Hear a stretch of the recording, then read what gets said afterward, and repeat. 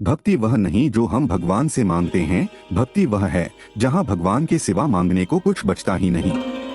क्या आपने कभी सोचा है कि हम भगवान के सामने खड़े होकर सच में क्या करते हैं? क्या हम प्रेम करते हैं या सौदा करते हैं? क्या हम भक्ति करते हैं या डर के कारण पूजा करते हैं? क्या हम ईश्वर को चाहते हैं या ईश्वर से मिली हुई वस्तुओं को चाहते हैं? कभी मंदिर में खड़े होकर मन को ध्यान से देखिए। होठों पर नाम होता है पर भीतर मांगों की भीड़ होती है। हाथ जुड़े होते हैं पर मन हिसाब लगा रहा होता है। आज मैंने दीपक जलाया है तो मेरा काम बन जाना चाहिए। आज मैंने व्रत रखा है तो मेरी समस्या दूर हो जानी चाहिए। आज मैंने दान किया है तो भगवान को भी मेरी बात सुननी चाहिए। और फिर हम कहते हैं मैं भक्त हूँ। पर देवर्षि नारद जैसे महापुरुष हमें धीरे से रोकते हैं।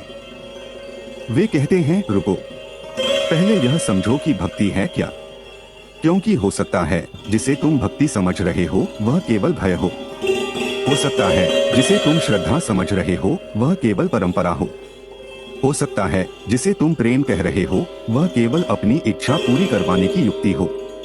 और यही आज की सबसे बड़ी आध्यात्मिक भ्रांति है। लोगों को लगता है भक्ति का अर्थ है मंदिर जाना, भक्ति का अर्थ है भजन गाना, भक्ति का अर्थ है माथे पर तिलक लगाना, भक्ति का अर्थ है पूजा की थाली सजाना, भक्ति का अर्थ है नियम निभाना। यह सब भक्ति में सहायक हो सकता है पर स्वयं भक्ति नहीं है। क्योंकि कोई व्यक्ति रोज मंदिर जा सकता है फिर भी भीतर ईर्ष्या से भरा हो सकता है। कोई घंटों भजन गा सकता है फिर भी मन में अहंकार रख सकता है। कोई शास्त्र पढ़ सकता है फिर भी दूसरों को छोटा समझ सकता है। कोई पूजा कर सकता है पर भगवान से प्रेम नहीं, केवल लाभ चाहता हो। तो फिर भक्ति क्या है? यही प्रश्न जितना सरल लगता है उतना ही जीवन बदल देने वाला है। क्योंकि जब भक्ति की समझ गलत होती है तब पूरा आध्यात्मिक जीवन गलत दिशा में चला जाता है। तब साधना भी बोझ बन जाती है, पूजा भी व्यापार बन जाती है, धर्म भी प्रदर्शन बन जाता है और ईश्वर भी केवल इच्छा पूरी करने का साधन बन जाते हैं। आज बहुत से लोग थक चुके हैं, बाहर की दौड़ से थके हुए, संबंधों की अपेक्षाओं से थके हुए, सफलता की भूख से थके हुए, तुलना से थके हुए, अकेलेपन से थके हुए। वे भीतर शांति चाहते हैं। वे चाहते हैं कि कोई ऐसा हो जो बिना शर्त स्वीकार कर ले, कोई ऐसा जो केवल उपलब्धियों के कारण प्रेम न करे, कोई ऐसा जो हार में भी साथ रहे, भ्रम में भी हाथ पकड़े और मौन में भी सुने। यही लालसा मनुष्य को भगवान की ओर ले जाती है। पर रास्ते में भ्रम आ जाता है। मन कहता है भगवान के पास जाओ ताकि तुम्हारा काम बन जाए। समाज कहता है भगवान को मानो नहीं तो अशुभ हो जाएगा। परंपरा कहती है यह करो वह करो वरना दोष लगेगा। और धीरे धीरे प्रेम खो जाता है। केवल भय बचता है, केवल कर्मकांड बचता है, केवल बाहरी रूप बचता है। पर नारद भक्ति सूत्र का आरंभ ही इस अंधकार को काट देता है। देवर्षि नारद कहते हैं अथातो भक्तिं व्याख्यास्यामः, अर्थात अब हम भक्ति का व्याख्यान करेंगे। यह पहला सूत्र छोटा है पर इसमें एक बड़ा संकेत छिपा है। नारद कहते हैं अब का अर्थ है जब मनुष्य संसार की दौड़ देखकर थक जाए, जब वह समझ जाए कि सुख की वस्तुएं सुख का स्थायी स्रोत नहीं है, जब वह जान ले कि प्रशंसा क्षणिक है, संबंध बदलते हैं, उपलब्धियां अधूरी रह जाती हैं और मन की भूख समाप्त नहीं होती, तब भक्ति को समझने का समय आता है। भक्ति कोई मन बहलाव नहीं है, भक्ति कोई अंतिम समय का सहारा नहीं है। भक्ति जीवन की गहराई में उठने वाला वह प्रश्न है जिसे पाने के बाद मुझे फिर क्या चाहिए। आज का मनुष्य बाहर बहुत कुछ पा रहा है पर भीतर कुछ खो रहा है। धन आ रहा है पर संतोष नहीं, साधन बढ़ रहे हैं पर शांति नहीं, संबंध बढ़ रहे हैं पर निकटता नहीं, ज्ञान बढ़ रहा है पर आत्मीयता नहीं, पूजा भी बढ़ रही है पर प्रेम कम हो रहा है। और इसलिए नारद का पहला सूत्र आज भी उतना ही प्रासंगिक है। अथातो भक्तिं व्याख्यास्यामः, अब भक्ति को समझना आवश्यक है।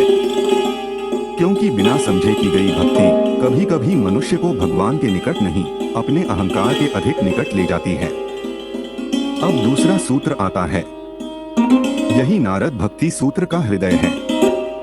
सात्वस्मिन् परम प्रेम रूपा, अर्थात वह भक्ति उस परम तत्व में परम प्रेम के रूप वाली है। ध्यान दीजिए, नारद भक्ति को डर नहीं कहते, वे भक्ति को सौदा नहीं कहते, वे भक्ति को कर्मकांड नहीं कहते, वे भक्ति को दिखावा नहीं कहते, वे भक्ति को केवल विश्वास भी नहीं कहते, वे कहते हैं परम प्रेम। यहाँ भक्ति की पहली भ्रांति टूटती है।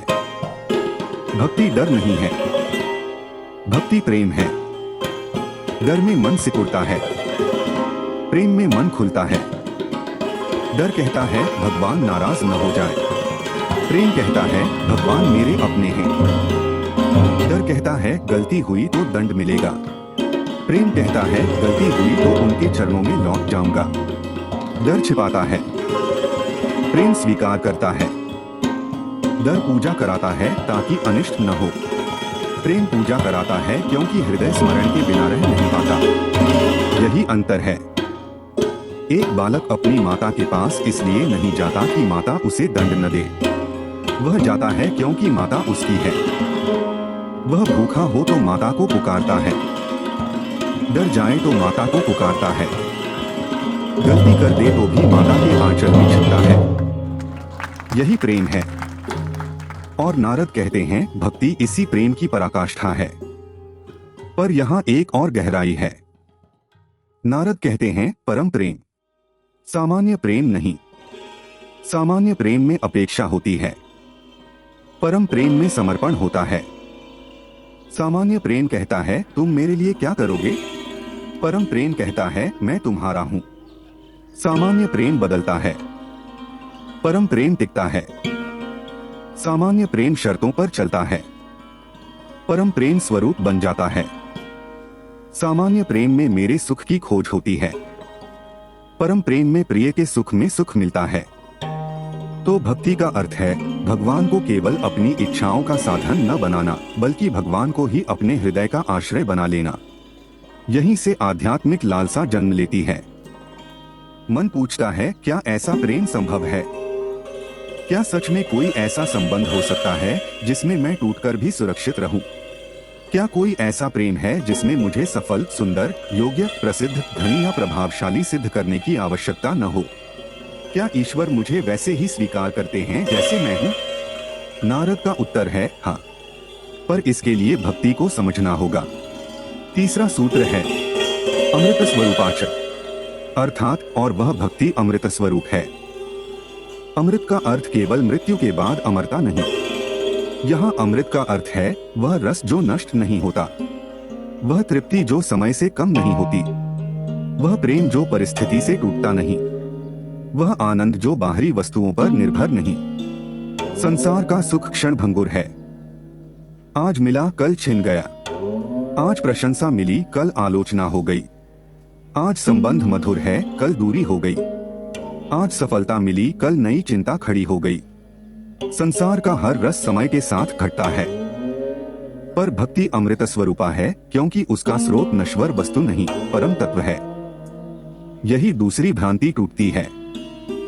लोग सोचते हैं भक्ति जीवन से भागना है, पर नारद कहते हैं भक्ति जीवन के बीच में अमृत का स्पर्श है। भक्ति उदासी नहीं देती, भक्ति भीतर ऐसी धारा खोल देती है जिसमें मन मृत्यु, हानि, अकेलेपन और भय से ऊपर उठना सीखता है। जब मनुष्य प्रेम को वस्तुओं में खोजता है तो वह बार बार टूटता है।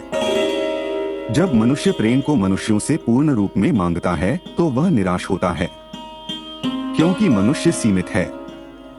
वह स्वयं दुख, भ्रम और कमी से भरा है। वह प्रेम दे सकता है पर पूर्ण आश्रय नहीं बन सकता। इसी कारण जब हम किसी मनुष्य से भगवान जैसी पूर्णता की अपेक्षा करते हैं तो संबंध टूटने लगते हैं। भक्ति यह नहीं कहती कि मनुष्यों से प्रेम मत करो। भक्ति कहती है पूर्णता का भार मनुष्य पर मत डालो। मनुष्य से प्रेम करो पर परम आश्रय भगवान में रखो, तभी प्रेम शुद्ध होगा, दबाव नहीं बनेगा। अमृत स्वरूप भक्ति का अर्थ है मेरा हृदय उस स्रोत से जुड़ गया जो छिनता नहीं। आज किसी ने सम्मान दिया तो अच्छा, नहीं दिया तो भी भीतर का दीप बुझा नहीं। आज काम सफल हुआ तो प्रसन्नता, नहीं हुआ तो भी जीवन निरर्थक नहीं। आज लोग साथ हैं तो कृतज्ञता, लोग दूर चले गए तो भी भगवान दूर नहीं गए। यह कोई कल्पना नहीं, यह वही आंतरिक स्थिति है जिसे नारद सूत्रों में आगे और स्पष्ट करेंगे। चौथा सूत्र है यल्लब्ध्वा पुमान् सिद्धो भवति अमृतो भवति तृप्तो भवति, अर्थात जिसे प्राप्त कर मनुष्य सिद्ध हो जाता है, अमृत हो जाता है, तृप्त हो जाता है। यहाँ 3 शब्द हैं, सिद्ध, अमृत, तृप्त। सिद्ध का अर्थ है जिसकी मूल खोज पूरी हो गई। संसार की दृष्टि में सिद्धि का अर्थ है धन, पद, नाम, शक्ति, कौशल। पर नारद की दृष्टि में सिद्धि है हृदय की दिशा सही हो जाना, मनुष्य का जीवन अपने परम प्रयोजन से जुड़ जाना। अमृत का अर्थ है नश्वर भय से ऊपर उठना। तृप्त का अर्थ है भीतर की भूख शांत हो जाना। और यही तीसरी भ्रांति टूटती है। भक्ति अधूरे मनुष्य की कमजोरी नहीं है, भक्ति मनुष्य को भीतर से पूर्ण करती है।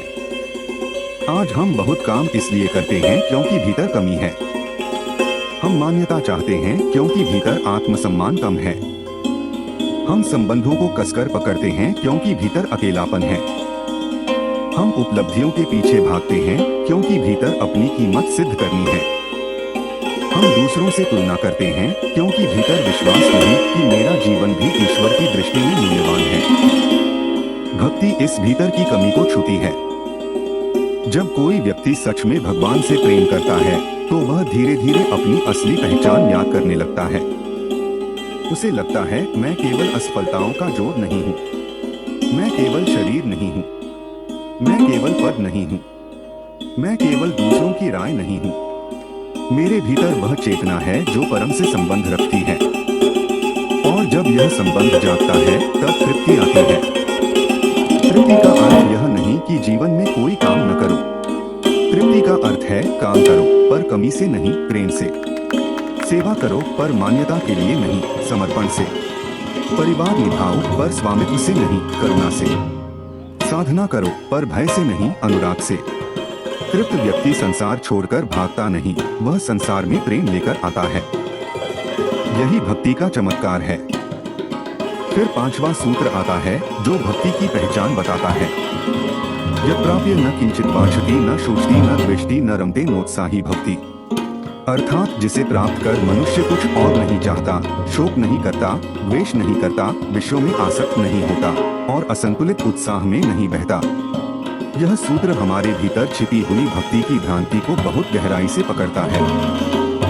क्योंकि अक्सर हम कहते हैं मैं भक्त हूँ, पर क्या हमारी इच्छाएं कम हुई? क्या शोक कम हुआ? क्या द्वेष कम हुआ? क्या विषयों की आसक्ति कम हुई? क्या मन का उतावलापन कम हुआ? नारद कहते हैं भक्ति की पहचान केवल बाहरी आचरण से नहीं, भीतर की दशा से होती है।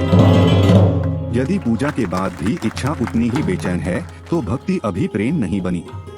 यदि नाम जप के बाद भी द्वेष उतना ही तीखा है तो भक्ति अभी हृदय में नहीं उतरी। यदि व्रत के बाद भी अहंकार बढ़ गया कि देखो मैं कितना धार्मिक हूँ तो भक्ति अभी नहीं, प्रदर्शन है। यदि भगवान के सामने भी मन केवल मांगों की सूची लेकर खड़ा है तो भक्ति अभी प्रारंभिक है, परम प्रेम नहीं बनी। यह सुनना कठिन है पर आवश्यक है, क्योंकि नारद हमें दोष देने नहीं आए, जागृत करने आए हैं। वे कहते हैं सच्ची भक्ति मिलने पर मनुष्य कुछ और नहीं चाहता। इसका अर्थ यह नहीं कि जीवन की सामान्य आवश्यकताएं समाप्त हो जाती हैं। शरीर को अन्न चाहिए, परिवार को संरक्षण चाहिए, समाज में कर्म करना होता है, पर हृदय की केंद्रीय भूख बदल जाती है। अब वह यह नहीं कहता मुझे यह मिल जाए तभी मैं पूर्ण हूँ। अब वह कहता है भगवान का स्मरण बना रहे, यही मेरी पूर्णता है। न सोचती वह शोक नहीं करता। क्या भक्त कभी रोता नहीं? रोता है, पर उसका रोना निराशा में डूबा हुआ नहीं होता। वह रोता है पर टूटता नहीं। वह दुख देखता है पर ईश्वर से कटता नहीं। वह हानि सहता है पर भीतर जानता है मेरा परम आश्रय अभी भी है। न द्वेष्टि, वह द्वेष नहीं करता। भक्ति का एक बड़ा मापदंड है द्वेष घट रहा है या नहीं। यदि किसी की पूजा बढ़ रही है पर द्वेष भी बढ़ रहा है तो कुछ गड़बड़ है। यदि कोई धर्म के नाम पर दूसरों से घृणा करने लगे तो वह नारद की भक्ति नहीं। परम प्रेम से भरा मन द्वेष में स्थायी निवास नहीं कर सकता। वह गलत को गलत कह सकता है, अन्याय का विरोध कर सकता है, पर हृदय में विष पालकर नहीं जीता। न रमते वह विषयों में नहीं रमता। यहाँ विषयों से घृणा नहीं, आसक्ति का क्षय है। भोजन हो पर भोजन ही जीवन न बन जाए, धन हो पर धन ही भगवान न बन जाए, संबंध हो पर संबंध ही परम आश्रय न बन जाए, सुख आए पर सुख में मैं स्वयं को भूल न जाऊं। नोत्साही भवती वह असंतुलित उत्तेजना में नहीं बहता। आज हमारा मन बहुत उत्तेजित है। थोड़ी प्रशंसा मिल जाए तो आकाश में उड़ता है, थोड़ी आलोचना हो जाए तो धरती पर गिर जाता है, थोड़ी सफलता मिल जाए तो अहंकार, थोड़ी असफलता मिले तो अवसाद। भक्ति मन को स्थिर करती है। भक्त में उत्साह होता है पर उन्माद नहीं, कर्म होता है पर बेचैनी नहीं, प्रेम होता है पर आसक्ति नहीं। यही तो आज के मनुष्य को चाहिए। हम सब भीतर से थके हुए हैं क्योंकि हमारा मन हर बात पर बहुत अधिक प्रतिक्रिया करता है। कोई उत्तर देर से दे मन बेचैन, कोई सम्मान न दे मन दुखी, कोई आगे निकल जाए मन जलता है, कोई छूट जाए मन टूटता है, कोई इच्छा पूरी न हो मन भगवान से भी नाराज हो जाता है। नारद कहते हैं, भक्ति वह है जो इस भीतर की भूख, शोक, द्वेष, आसक्ति और उत्तेजना को शांति में बदल दे। पर अभी प्रश्न रह जाता है, ऐसा कैसे होता है? छठा सूत्र उत्तर देता है, यज्ञात्वा मत्तो भवति स्तब्धो भवति आत्मारामो भवति। अर्थात जिसे जानकर मनुष्य प्रेममत्त हो जाता है, स्तब्ध हो जाता है और आत्माराम हो जाता है। यहाँ नारद भक्ति की ऐसी दशा बताते हैं जिसे सामान्य बुद्धि तुरंत नहीं समझती। मत्तो भवति वह प्रेम में मतवाला हो जाता है। यह संसार के नशे जैसा नहीं है। संसार का नशा चेतना को नीचे गिराता है, भक्ति का प्रेम चेतना को ऊपर उठाता है। संसार का नशा भूल देता है, भक्ति का प्रेम स्मरण करा देता है। संसार का नशा व्यक्ति को असंयमित करता है, भक्ति का प्रेम व्यक्ति को करुण, कोमल और विनम्र बनाता है। स्तब्धो भवति वह स्तब्ध हो जाता है। कभी आपने गहरी सुंदरता देखकर मौन अनुभव किया है? कभी किसी ने बिना शर्त प्रेम किया हो और आपकी आंखें भर आई हो? कभी किसी प्रार्थना में ऐसा लगा हो कि शब्द कम पड़ रहे हैं? वही स्तब्धता है। जब हृदय परम प्रेम का स्पर्श करता है तो शब्द अपने आप छोटे लगने लगते हैं। भक्ति बहुत बोलने की वस्तु नहीं, भीतर पिघलने की अवस्था है। आत्मारामो भवति वह अपने आत्मस्वरूप में रमण करने लगता है। यह भक्ति की अद्भुत परिणति है। जो व्यक्ति पहले बाहर बाहर भागता था वह भीतर आनंद पाने लगता है। जो पहले दूसरों की मान्यता पर जीवित था वह भीतर ईश्वर संबंध से भरा हुआ हो जाता है। जो पहले अकेलेपन से डरता था वह एकांत में भी भगवान का साथ अनुभव करने लगता है। यही आध्यात्मिक लालसा का चरम है। मन कहता है, मुझे भी ऐसा प्रेम चाहिए, मुझे भी ऐसा स्मरण चाहिए, मुझे भी ऐसा हृदय चाहिए जो संसार में रहकर भी भीतर भगवान से जुड़ा रहे। मुझे भी ऐसा मौन चाहिए जिसमें खालीपन न हो, उपस्थिति हो। मुझे भी ऐसा जीवन चाहिए जिसमें पूजा केवल समय का भाग न हो, श्वास का रस बन जाए। और फिर सातवां सूत्र आता है, सा न काम्यमाना निरोधोपत्वात्। अर्थात वह भक्ति कामना नहीं करती क्योंकि उसका स्वरूप निरोध है। यहाँ एक बहुत बड़ा भ्रम टूटता है। भक्ति इच्छा पूरी करने का साधन नहीं है। भक्ति स्वयं इच्छा की दिशा बदल देती है। हम अक्सर भगवान से कहते हैं, मुझे यह दे दो, वह दे दो, इसे बचा लो, यह मिला दो, यह जीत दिला दो। यह प्रार्थना गलत नहीं, क्योंकि मनुष्य अपनी सीमित अवस्था में भगवान से मांगेगा ही। दुख में बच्चा माता को पुकारता है, यह स्वाभाविक है। पर नारद जिस भक्ति की बात कर रहे हैं वह मांग से आगे की अवस्था है। वह कहती है, हे प्रभु, मेरी इच्छा को भी पवित्र कर दीजिए। मैं आपको वस्तु पाने का साधन न बनाऊं, आप ही मेरे जीवन का परम आश्रय बन जाए। निरोध का अर्थ है अधोगामी वृत्तियों का शांत होना। भटकाव का रुकना, मन का अपने परम आश्रय में ठहर जाना। जब भक्ति आती है तब कुछ इच्छाएं अपने आप छूटने लगती हैं। जब हृदय को गहरा प्रेम मिल जाता है तो छोटी छोटी चिपकी हुई लालसाएं धीमी बढ़ने लगती हैं। जैसे सूर्योदय हो जाए तो दीपक का महत्व कम हो जाता है। जैसे सागर मिल जाए तो पोखर की प्यास समाप्त हो जाती है। जैसे घर मिल जाए तो राह की थकान उतरने लगती है। भक्ति त्याग को हिंसक आदेश नहीं बनाती, भक्ति प्रेम से छुड़ाती है। जो वस्तु पहले बहुत बड़ी लगती थी वह अब छोटी लगने लगती है। पहले प्रतिष्ठा के बिना मन मरता था, अब भगवान का स्मरण पर्याप्त लगने लगता है। पहले प्रशंसा न मिले तो बेचैनी होती थी, अब भीतर कोई कहता है जिसे जानना था वह जानता है। पहले अपमान का बदला चाहिए था, अब हृदय कहता है द्वेष मुझे भगवान से दूर करेगा।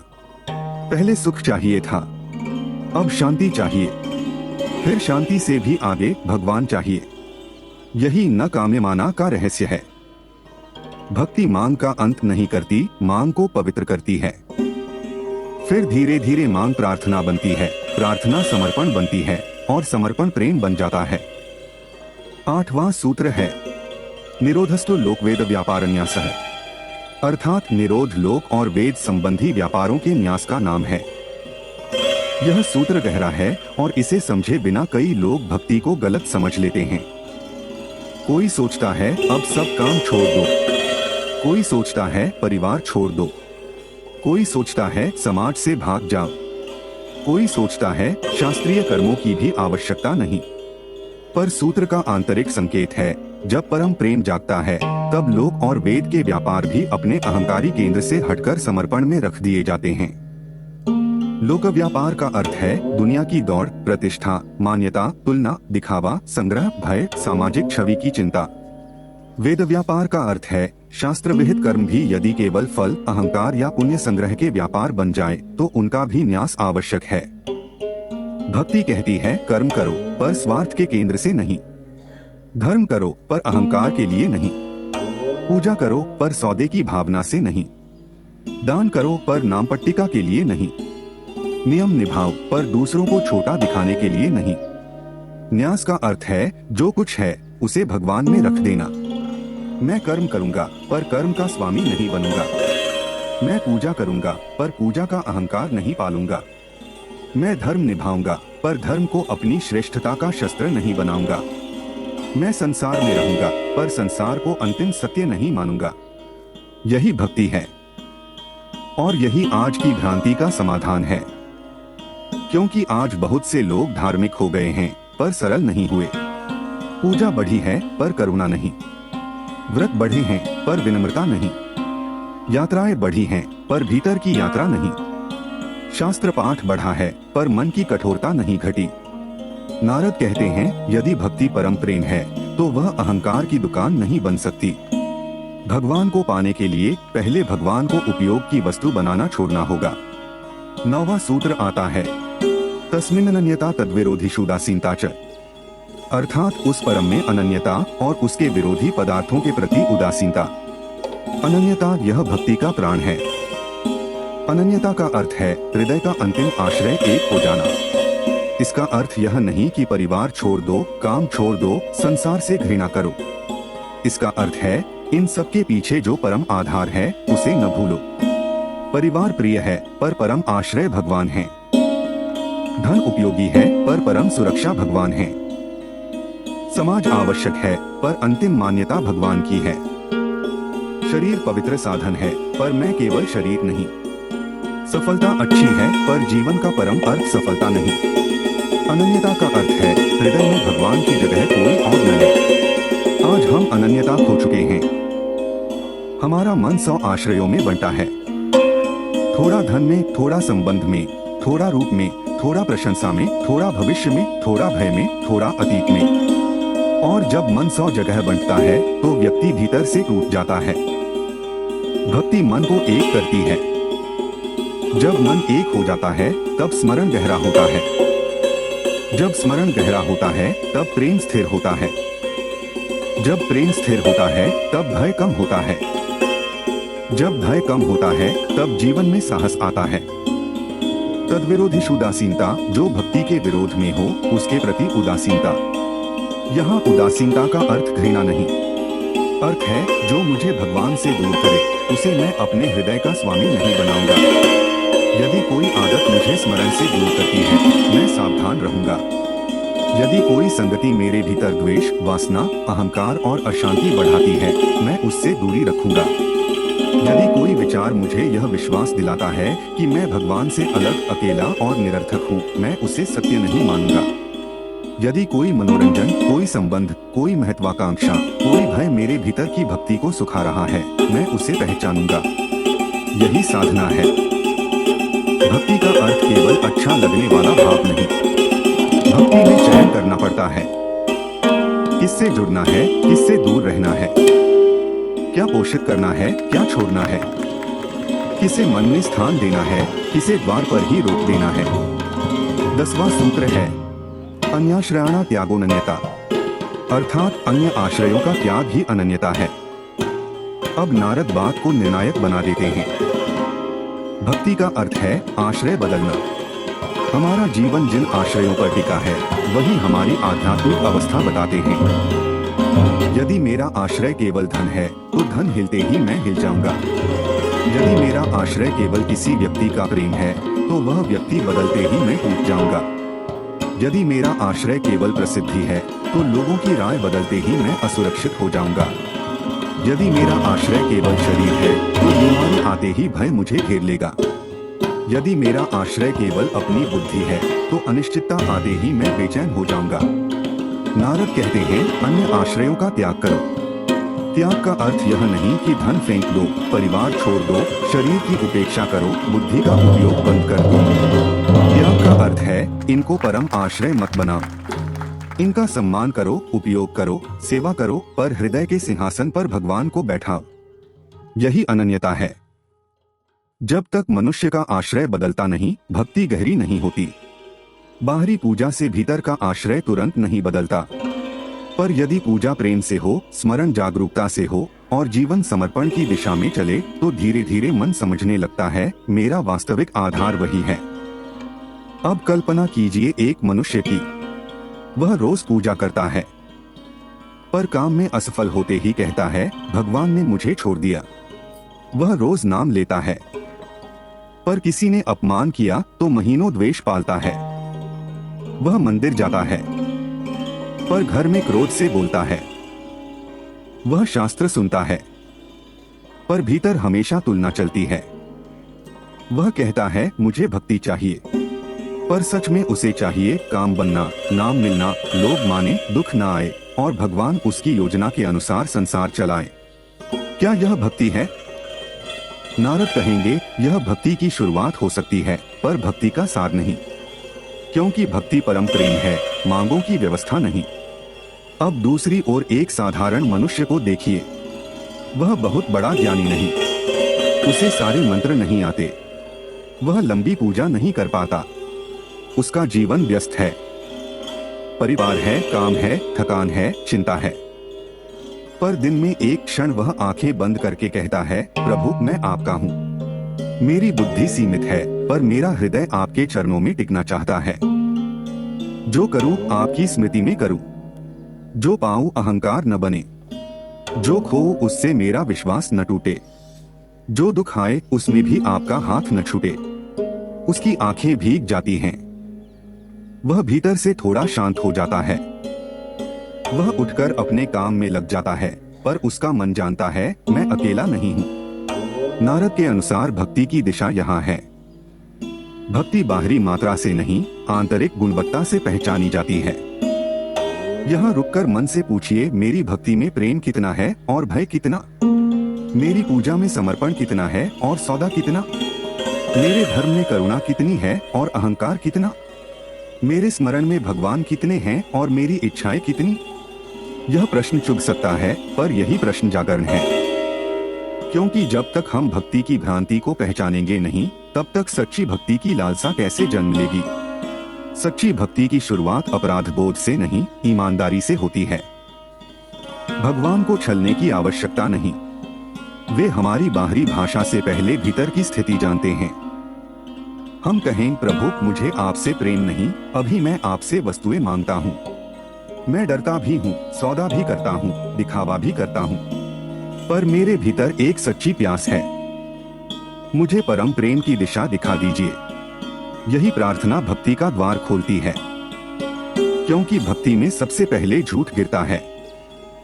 हम भगवान के सामने वैसे ही खड़े होते हैं जैसे हैं, भटके हुए, इच्छाओं से भरे हुए, डरते हुए, पर खोजते हुए। और जब मनुष्य सच्चाई से खड़ा होता है, तब नारद का सूत्र भीतर उतरना शुरू करता है। सात्वस्मिन् परम प्रेम रूपा। भक्ति परम प्रेम है। अब सोचिए, परम प्रेम का अभ्यास कैसे होगा। पहला अभ्यास है भगवान को साधन नहीं, साध्य मानना। दिन में एक बार प्रार्थना करें, हे प्रभु, आज मैं आपसे कुछ मांगने नहीं, आपको याद करने आया हूँ। यह वाक्य छोटा है, पर मन को बदलता है, क्योंकि मन हमेशा मांगना चाहता है। उसे लगता है प्रार्थना तभी सफल है जब कुछ मिला, पर भक्ति कहती है प्रार्थना तब सफल है जब स्मरण मिला। दूसरा अभ्यास है इच्छा को छिपाना नहीं, समर्पित करना। यदि मन में कोई इच्छा है तो उसे दबाइए मत। भगवान से कहिए, प्रभु यह इच्छा है, मैं इसे आपसे छिपा नहीं सकता। यदि यह मेरे लिए उचित हो तो दीजिए, और यदि यह मुझे आपसे दूर करे तो मेरी बुद्धि को संभाल लीजिए। यह प्रार्थना व्यापार से साधना बन जाती है। तीसरा अभ्यास है द्वेष घटाना। नारद ने 5वें सूत्र में कहा, न द्वेष्टि। इसलिए हर रात सोने से पहले मन में देखिए, आज किसके लिए मेरे भीतर विष है। फिर कहिए, प्रभु मैं न्याय छोड़ नहीं रहा, पर द्वेष आपको सौंपता हूँ। मेरे हृदय को विष का घर मत बनने दीजिए। भक्ति का हृदय द्वेष से भारी नहीं रह सकता। चौथा अभ्यास है आश्रय की जांच। जब भी मन बहुत डरे, स्वयं से पूछिए, इस समय मेरा आश्रय क्या है। धन, व्यक्ति, सफलता, छवि, भविष्य। फिर धीरे से कहिए, ये सब साधन हैं, आश्रय नहीं। मेरा आश्रय भगवान है। यह अभ्यास अनन्यता की शुरुआत है। पांचवा अभ्यास है स्मरण को भाव से जोड़ना। केवल नाम लेना नहीं, नाम लेते समय हृदय से जुड़ना। यदि आप राम कहें तो उस नाम में करुणा का अनुभव करें। यदि कृष्ण कहें तो उस नाम में मधुरता का अनुभव करें।